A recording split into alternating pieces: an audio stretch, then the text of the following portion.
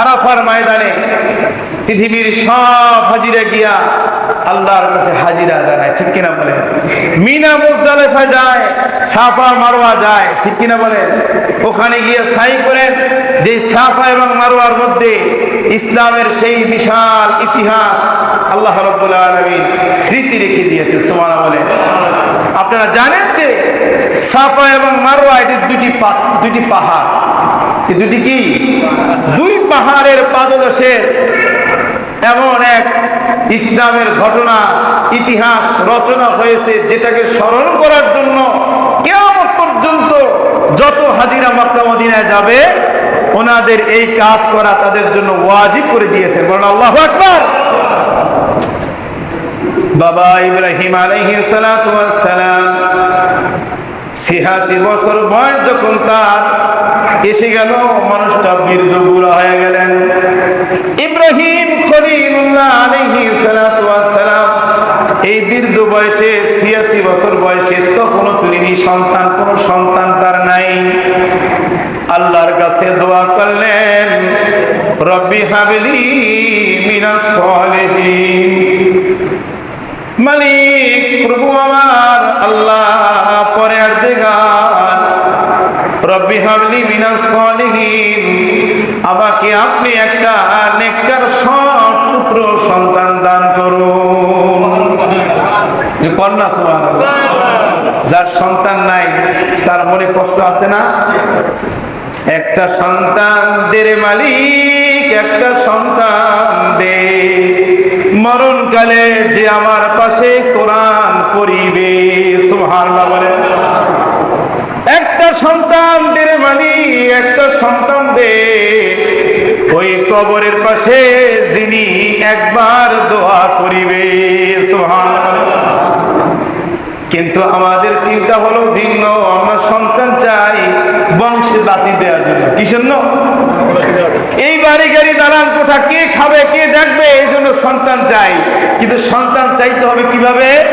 শিখাই দিয়েছে ইব্রাহিম আলাইহিস সালাম, রব্বি হাবলি মিনাস সলিহিন, আল্লাহ আপনি আমাকে একটা নেককার সন্তান দেন। কি সন্তান? সৎ, নেককার, পবিত্র সন্তান দান, সুবহানাল্লাহ বলে। রব্বি হাবলি মিনাস সলিহিন। এই বৃদ্ধ বয়সে হৃদয়ের মধ্যে সন্তানের প্রেম, সন্তানের ভালোবাসা খা খা করতেছে। নবী হওয়ার পরেও আল্লাহর কাছে কোনো অভিযোগ নাই। মালিকের কাছে বললেন করুণ ভাষায়, মালিক আমাকে একটা নেককার সন্তান আপনি দান করেন, সুবহানাল্লাহ। কিছুদিন পরে জিবরাইল আলাইহিস সালাতু ওয়াস সালাম পাঠাইয়া দিলেন ইব্রাহিম আলাইহিস সালাতু ওয়াস সালামের কাছে। জিবরাইল আমিন আলাইহিস সালাতু ওয়াস সালাম এসে সংবাদ দিলেন ইব্রাহিম খলিলুল্লাহকে, বললেন ফাবাশশারনাহু বিগুলামিন হালিম, সুবহানাল্লাহ। জিবরাইল আলাইহিস সালাতু ওয়াস সালাম বলেন, ইব্রাহিম, হে আল্লাহর খলিল, আল্লাহর বন্ধু, আল্লাহ আপনাকে একটা নেককার পুত্র পবিত্র সন্তান দিবে। আপনাকে এই ব্যাপারে সংবাদ দেওয়ার জন্য আল্লাহ আমাকে আপনার কাছে অবতরণ করিয়েছে। কত বছর বয়সে? বয়স কত? ৮৬। কারণ ৮৬ বছরের কি বাচ্চা হওয়ার কোনো সুযোগ থাকে? ইব্রাহিম আলাইহিস সালাম বলেন, আল্লাহ এটা কেমনে সম্ভব? আমার তো বয়স নাই, সন্তান কেমনে হবে? সুবহানাল্লাহ। আল্লাহ বলেন, ইব্রাহিম সন্তান তুমি চাইছো, দেবে কে? জবানটা খুইলা বলেন, সন্তান দেওয়ার মালিক কে? বাপ ছাড়া সন্তান দিতে পারে তিনি কে? মা ছাড়া সন্তান দিতে পারে তিনি কে? বুড়াকালে বৃদ্ধকালে সন্তান দিতে পারে তিনি কে? কত দুঃখের ব্যাপার হলো, আজ আমরা দেখতে পাই আমাদের এমন একটা সমাজে আমরা উপনীত হয়ে আছি যে ৭ বছর বাচ্চা মেয়েদের গর্ভে এখন সন্তান নাই। কি দেখেন না বর্তমানে যে কি চলতেছে? দেখেন পেপার পত্রিকা মিডিয়া যারা আছেন, ৭ বছর মেয়ের সন্তান ডেলিভারি হয়েছে। কি কইবেন? সুবহানাল্লাহ, কি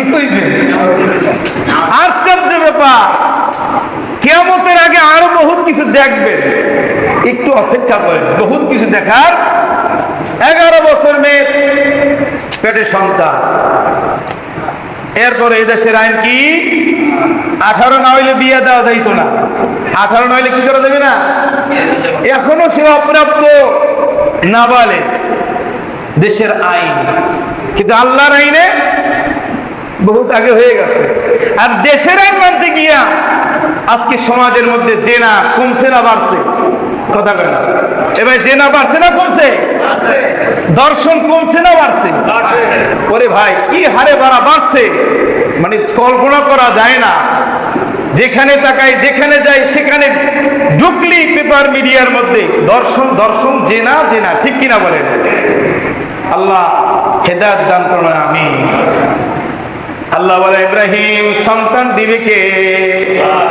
সন্তান তুমি চাইছ, তোমার মনে স্বপ্ন, মনে কষ্ট, সন্তান নাইনি সন্তান। ইব্রাহিম তোমাকে সন্তান দেব, এটা আল্লাহর জন্য কোনো অসম্ভব কিছুই না। সুবহানাল্লাহ বলেন, আল্লাহর জন্য কি এটা কি অসম্ভব? কোনোই অসম্ভব না। আল্লাহ রাব্বুল আলামিন বলেন, তোমাকে আমি একটা নেককার সন্তান দেব।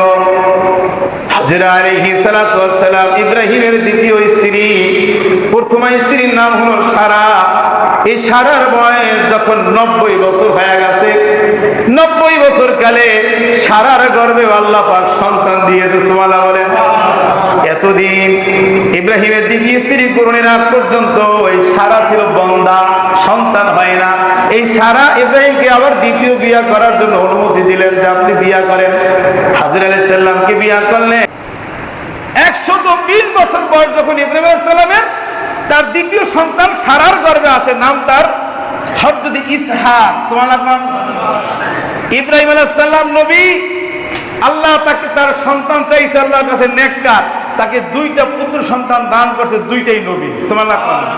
কেমন নেককার সন্তান দিয়েছে? সারার গর্ভে দিয়েছে ইসহাক নবী, আবার ইসমাইল আলাইহিস সালামকে দিয়েছেন হাজেরার গর্ভে, তিনিও নবী। সুবহানাল্লাহ কন্যা নেককার সন্তান আল্লাহ দিলেন। সন্তানের বয়স যখন 8-9 তাফসীরের কিতাবে আছে, কেউ কেউ বর্ণনা করেছেন 13 বছর বা 12 বছর। এই বয়সে যখন সন্তান একটু বড় হতে শুরু করলো, বাবার হাত ধইরা বাজারে হাটে ঘাটে যাওয়ার মতো একটু সময় হয়ে গেল। বুড়াকালের সন্তান বড় স্বাদের সন্তান, ঠিক কিনা বলেন? বৃদ্ধকালের যে সন্তান হয়, ওই সন্তানটা বাবার কাছে একটু ব্যতিক্রম ধর্মীয় হয়, ঠিক কিনা বলেন? সন্তানের ভালোবাসা পিতামাতার পরিচয় অনেক বেশি থাকে, কিন্তু শত চেষ্টা, শত জায়গায় ঘোরাঘুরির পরে, যাওয়ার পরে, অনেক ত্যাগের পরে যদি কোনো একটা সন্তান হয়, এটা হয় আরো বেশি মায়ার, ঠিক কিনা বলেন? এমনি ভাবে ইব্রাহিম খলিলুল্লাহ আলাইহিস সালাতু ওয়াস সালামকে আল্লাহ রাব্বুল আলামিন 1টা 2টা 3টা না, প্রায় 10টা পরীক্ষা করছে। সুবহানাল্লাহ বলেন। এর মধ্যে একটা সবচেয়ে পৃথিবীর ইতিহাসের মধ্যে, সকল নবীদের মধ্যে এবং কিয়ামতের আগ পর্যন্ত এরকম ঘটনা আর কেউ দ্বারা আল্লাহ পাক ঘটাইবে না। কন্যা আল্লাহু আকবার। বয়স এই বুড়াকালের সন্তান আল্লাহ দিল, সন্তানটা বড় হইল, এমন টাইমে তাকে বারবার আল্লাহ রাব্বুল আলামিন স্বপ্নে তাকে ইঙ্গিত দিচ্ছেন, ইব্রাহিম তোমার প্রিয় বস্তু, তোমার প্রিয় সম্পদ, তোমার প্রিয় জিনিসটা আল্লাহর রাস্তায় তুমি কুরবানি করে দাও। কন্যা সুবহানাল্লাহ। একটু মাথায় ঢুকাইবেন, যারা কুরবানি দিবেন একটু ভালো করে ঢুকাইবেন যে কুরবানিটা কেন, কিভাবে, কেমনে আসলো, কুরবানির তাৎপর্যটা কি, এটা আমাদের বোঝার দরকার আছে না নাই? খুব ভালো করে বুঝবেন, তবে কুরবানির প্রতি আপনাদের মায়া, কুরবানির সম্পর্কে স্বাদ পাইবেন। গোস্ত খেয়ে স্বাদ পাইবেন না, কিন্তু কুরবানি দিতে গিয়ে এটার যে কি আছে এ সম্পর্কে আত্মার মধ্যে, কলবের মধ্যে, হৃদয়ের মধ্যে একটা আল্লাহ প্রেম জোয়ার খেলবে। সুবহানাল্লাহ। আল্লাহ রাব্বুল আলামিন পরীক্ষা করলেন ইব্রাহিম আলাইহিস সালামকে, ডাইরেক্টলি না বইলা ইনডাইরেক্টলি বললেন। স্বপ্নে ইব্রাহিমকে আল্লাহ রাব্বুল আলামিন মেসেজ করলেন, ইব্রাহিম তোমার প্রিয় বস্তু আল্লাহর রাস্তায় তুমি কুরবানি করে দাও। ইব্রাহিম আলাইহিস সালাম কিতাবের মধ্যে এসেছে, তাফসীরের মধ্যে বলা হয়েছে, ইব্রাহিম আলাইহিস সালাম তার সম্পদের মধ্যে বাছাইকৃত উত্তম ভালো ভালো দেখে উট যা ছিল আল্লাহ রাস্তায় কুরবানি করে দিলেন। আবার স্বপ্ন দেখলেন ইব্রাহিম তোমার প্রিয় বস্তু তুমি আল্লাহ রাস্তায় কুরবানি করো। ইব্রাহিম আলাইহিস সালাম দ্বিতীয়বার আবার তার সম্পদের মধ্যে উট দুম্বা যা আছে এগুলো আল্লাহ রাস্তায় কুরবানি করে দিলেন। আবার আল্লাহ রাব্বুল আলামিন ইব্রাহিমকে বলেন ইব্রাহিম তোমার প্রিয় বস্তু আল্লাহ রাস্তায় কুরবানি করে দাও। ইব্রাহিম আলাইহিস সালাম একে একে তিনবার যখন একই স্বপ্ন তিনি বারবার দেখে, একটা জিনিস মনে রাখবেন, নবীদের স্বপ্ন এটাও কি ওহী। সুবহানাল্লাহ। নবীরা যেটা দেখে সেটা কি ওহী। নবীদের ওহী দুই ধরনের, একটা জাগ্রত অবস্থায় আর একটা ঘুমন্ত অবস্থায়। আর একটা হাদিস হলো নবীজি বলতেছেন তানামু আইনাইয়া ওয়ালা ইয়ানামু কলবি, পৃথিবীর সব মানুষ ঘুমাইয়া যায়, তাদের কলবও ঘুমাইয়া যায়, তাদের উজু নষ্ট হইয়া যায়, পৃথিবীর নবীরা ঘুমাইলে তাদের কলব ঘুমায় না। সুবহানাল্লাহ কোন না। আমরা যদি এখন একটু কেউ হেলান দিয়ে ঘুমান তাই আজকের জুমার নামাজ আর উজু ছাড়া পড়তে পারবেন না, উজু লাগবে। বুঝেন নাই? এই জন্য মাসলা পড়াই বাচ্চাদেরকে, চিৎ বা কাত হইয়া হেলান দিয়া ঘুম গেলে উজু বাতিল। চিৎ কাত হেলান দিয়ে যদি কেউ ঘুমাই যায় উজু নিয়া, তার উজু কি হয়ে যাবে? ধ্বংস হয়ে যাবে। তার পুনরায় উজু করে আবার তার পবিত্রতা হাসিল করতে হবে। নবীজি বলেন তানামু আইনাইয়া ওয়ালা ইয়ানামু কলবি, পৃথিবীর নবীরা ঘুমাইয়া যায় কিন্তু তাদের কলব ঘুমায় না। সুবহানাল্লাহ। নবীরা ঘুমায়, তাদের কলব জিন্দা থাকে, জাগ্রত থাকে। অতএব তাদের উপরে সার্বক্ষণিক যে কোনো মুহূর্তে আল্লাহ পাক ওহী ইলহাম আল্লাহ পাক তাদের কলবের উপরে কি করেন? অবতরণ করেন। সুবহানাল্লাহ বলেন। প্যারে হাজিরিন, ইব্রাহিম সাল্লাম বারবার স্বপ্ন দেখার পরে চিন্তা করলেন একই স্বপ্ন বারবার। তখন তিনি দেখলেন আমার প্রিয় জিনিস কি, দেখলেন যে এই বুড়া বয়সে আমার ইসমাইল ছাড়া আমার পরিচয়ের মধ্যে এত ভালোবাসা প্রিয় আর কোনো বস্তু নাই। কন্যা সুবহানাল্লাহ। ইব্রাহিম আলাইহিস সালাম চলে গেলেন ওই যে সাফা এবং মারওয়া। কোথায় কোথায়? যেখানে হাজিরা কি করে দৌড়াদৌড়ি করে 7 চক্কর দৌড়াদৌড়ি করতে হয় না? 2 পাহাড়, সাফা থেকে মারওয়া, মারওয়া থেকে সাফা, এভাবে 7 বার প্রদক্ষিণ দৌড়াদৌড়ি করতে হয়। এটা ওয়াজিব, হজের রুকনের একটি অন্যতম রুকন। এই দৌড়াদৌড়ি করতে গিয়া এই যে ঘটনাটা যেখান থেকে এসেছেন যে ওখানে তিনি চলে গেলেন, কারণ হলো ইব্রাহিম আলাইহিস সালামের প্রতি আল্লাহ পাকের আরেকটা পরীক্ষা ছিল যে তোমার বিবি হাজেরাকে এবং তোমার শিশু ইসমাইলকে তুমি কি করো? দিয়ে আসো। জনমানবহীন একটা প্রান্তর, সেটা ছিল কোথায়? বর্তমান এই সাফা এবং মারওয়া, এই জায়গায় রেখে আসো। আল্লাহর হুকুমে আল্লাহ নবী ইব্রাহিম তার এই সন্তান ইসমাইলকে এবং তার মা হাজেরাকে সেখানে রেখে আসলেন। যখন এই স্বপ্ন দেখার পরে তিনি চলে গেলেন কোথায়? ইসমাইলের কাছে গিয়া বললেন যে বাবা, হে আমার কলিজার টুকরা, আমি তো স্বপ্নে দেখলাম ফালাম্মা বালাগা মাহু সায়া ক্বালা ইয়া বুনাইয়া ইন্নী আরা ফিল মানাম আন্নী আযবাহুকা ফানজুর মাযা তারা ক্বালা ইয়া আবাতি ফাল মা তুমার সাতাজিদুনি ইনশাআল্লাহু মিনাস সালিহিন। সুবহানাল্লাহ। বললেন বাবা রে, ও আমার কলিজার টুকরা প্রিয় বৎস, আমি স্বপ্নে দেখলাম আমার প্রিয় বস্তু, প্রিয় জিনিস আমি আল্লাহ রাস্তায় কুরবানি করি। ইসমাইল আলাইহিস সালাতু ওয়াস সালাম যেহেতু তিনি একজন নবী, বাবার কথা তার বুঝতে মোটেও দেরি হলো না। তিনি বলেন বাবা, এটা তো স্পষ্ট আপনি যেটা দেখেছেন যে আপনার প্রিয় বস্তু, আপনার প্রিয় সন্তান আল্লাহর রাস্তায় আল্লাহ পাক কুরবানি করার জন্য বলেছে। আমি ইসমাইল ক্বালা ইয়া আবাতি ফাল মা তুমার সাতাজিদুনি ইনশাআল্লাহু মিনাস সাবিরিন। সুবহানাল্লাহ বলেন। বাবা, আপনি আমাকে ইসমাইলকে এই কাজ করতে দ্বিমত পাবেন না, তো আমাকে পাবেন পৃথিবীর ধৈর্যশীল ব্যক্তিদের অন্তর্ভুক্ত। সুবহানাল্লাহ বলেন। ইনশাআল্লাহু মিনাস সাবিরিন, ধৈর্যশীলদের মধ্যেই আমাকে পাবেন। আপনার এই স্বপ্ন, আপনার এই হুকুম আপনি বাস্তবায়ন করেন। সুবহানাল্লাহ বলেন। পিতা পুত্রের কি এক মহান পরীক্ষা, পৃথিবীর ইতিহাসে এর চেয়ে বড় পরীক্ষা আর ছিল না। সুবহানাল্লাহ বলেন। আমি সংক্ষেপে করছি, জুমার দিন তো এই জন্য। ইব্রাহিম আলাইহিস সালাম তার পুত্রকে সেই আরাফার কি বলে সাফা এবং মারওয়া থেকে নিয়ে গেলেন, মিনার দিকে রওনা হলেন। মিনায় রওনা হওয়ার মাঝখানে বারবার পিতা পুত্রকে শয়তান ওয়াসওয়াসা ধোঁকা দেওয়া শুরু করলেন। জামরা আকাবা এই ধোঁকা দিতে শুরু করলেন। ইব্রাহিম আলাইহিস সালাম পাথর নিয়ে কি করলেন? শয়তানের গায়ে নিক্ষেপ করলেন। যেই বিধান, যেই সুন্নাহ এখন পর্যন্ত এবং কিয়ামত পর্যন্ত হাজীদের পালন করতে হয়। কারণ আল্লাহু আকবার, শয়তানের গায়ে পাথর মারে না, মারতে হবে। দেখেন কিভাবে আল্লাহ পাক সাজাই এনেছে এটাকে, যে পৃথিবীর মানুষজন এই কুরবানির ইতিহাস ভুলে না যায়। সুবহানাল্লাহ বলেন। প্যারে হাজিরিন, কত চমৎকার করে আল্লাহ রাব্বুল আলামিন বিধান হুকুম দিয়া দিলেন। ইব্রাহিম এবং ইসমাইল দুইজন নিয়ে যাওয়া হচ্ছে মিনার দিকে জবাই করার জন্য, কুরবানি করার জন্য, আল্লাহর জন্য উৎসর্গ করে দেওয়ার জন্য। আল্লাহু আকবার।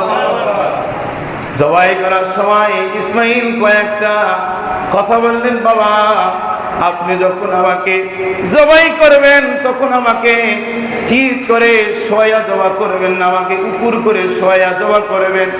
কারণ বাবা পুত্রের মধ্যে একটা আল্লাহ দেওয়া ভালোবাসা আছে। আমার চোখে যদি আপনার চোখ লেগে যায়, চোখে চোখে চোখাচোখি হয়, আমার মায়া লাগার কারণে হয়তো আপনি আমার উপরে আপনার তরবারি, আপনার অস্ত্র ছুরি আপনি চালাইতে পারবেন না। তখন কি হবে? আল্লাহর ভালোবাসা থেকে বান্দা সন্তানের ভালোবাসা বেশি প্রাধান্য পেয়ে যাবে। আমার আল্লাহ এই জিনিসটাকে পছন্দ করবে না, ঠিক কিনা বলেন? আপনি আমাকে উপর করে শোয়া দিবেন। আর একটা আপনার কাছে আবেদন, আপনি আমাকে যখন শোয়াবেন, জবাব দিবেন, আমাকে কুরবানি করবেন, আমার হাত পা গুলো শক্ত করে বেঁধে দিবেন। কারণ মৃত্যুর যন্ত্রণা বড় কঠিন, মৃত্যুর যন্ত্রণা বড় কঠিন। এই মৃত্যুর যন্ত্রণার কারণে হয়তো বা আমার হাত পা গুলো নড়াচড়া করবে, ছুটাছুটি করবে। কোনো কারণে আমার হাত বা পা আপনার গায়ে লেগে গেলে বেয়াদবি হতে পারে। আমি মহান মালিক আল্লাহর কাছে কি জবাব দেব তখন? সুবহানাল্লাহ। আমার হাতগুলো পা গুলো আপনি শক্ত করে বেঁধে নেবেন। আর একটি আবেদন হলো, যদি আপনি মনে করেন ভালো হবে, তাহলে আমার রক্ত মাখা জামাটা আমার মা হাজেরার কাছে আপনি পৌঁছাইয়া দিবেন। হয়তোবা আমার মা আমার এই রক্ত মাখা জামা দেখে তিনি একটু সান্ত্বনা বোধ করতে পারে। বলেন আল্লাহু আকবার। ঘটনা সংক্ষেপ করছি যে আল্লাহর হুকুম হয়ে গেল।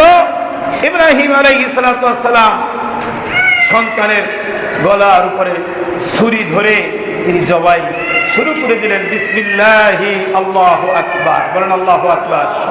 আর জোরে কোন আল্লাহু আকবার। বিসমিল্লাহি আল্লাহু আকবার বললেন। আকাশে জমিনের সমস্ত ফেরেশতারা আল্লাহর কাছে চিৎকার করে ডাক দিয়ে আল্লাহর কাছে আবেদন করলেন, মালিক পরওয়ারদিগার, এই বৃদ্ধ বয়সে বাবা তার কলিজার টুকরা সন্তানকে নিজ হাতে আপনার দেওয়া পরীক্ষায় তিনি সাফল্য পাশ করার জন্য তিনি তরবারি চালাইলেন। আকাশ কেঁপে উঠল, আকাশের সমস্ত ফেরেশতারা হু হু করে কান্না করে দিল আর দোয়া পাঠ করতে শুরু করলেন, আল্লাহু আকবার, আল্লাহু আকবার, সুবহানাল্লাহ বলেন। আল্লাহ রাব্বুল আলামিন যখন দেখলেন পিতাও আল্লাহর দিকে রুজু, সন্তান আল্লাহর দিকে রুজু, তাদের দুনিয়ার মধ্যে তাদের কোনো ভালোবাসা নাই। বলেন সুবহানাল্লাহ।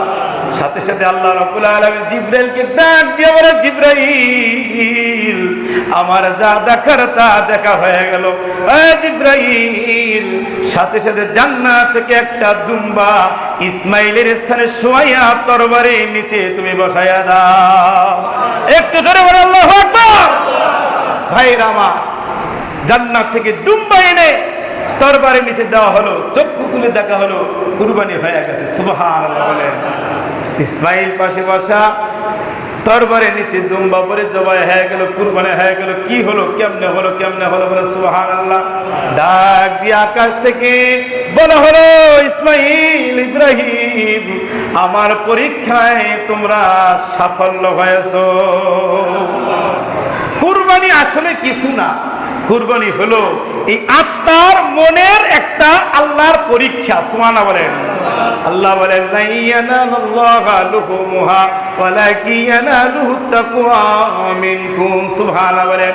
আল্লাহ বলেন কুরবানিকৃত পশুর রক্ত মাংস কোনো কিছুই আমি মালিকের কাছে পৌঁছায় না, একমাত্র পৌঁছায় যে কুরবানি দেয় ওনার তাকওয়া, ওনার চিন্তা ভাবনা কি, ওনার উদ্দেশ্য কি, ওর মতলব কি, ওর মন মানসিকতা কি, ওর নিয়ত কি, ও কি আল্লাহর জন্য দেয় না কুরবানি গোশত খাওয়ার জন্য দেয়, নাকি বন্ধু বান্ধব বিয়েকে দেখানোর জন্য কুরবানি দেয়, না সামাজিক দায়বদ্ধতার চাপে পড়ে কুরবানি দেয়, আমি মালিক শুধু এই জিনিসটাই দেখবো। সুবহানাল্লাহ না? তাই কুরবানি কি? অন্তরের পশুত্বকে জবাই করার নাম হলো কি? কুরবানি। মানুষের চরিত্রের মধ্যে পশুত্বের চরিত্র আছে না নাই? পশুত্বের চরিত্র এইটাকে কুরবানি দেওয়ার নাম হলো আসলে কুরবানি। আমাদের দেশে বিভিন্ন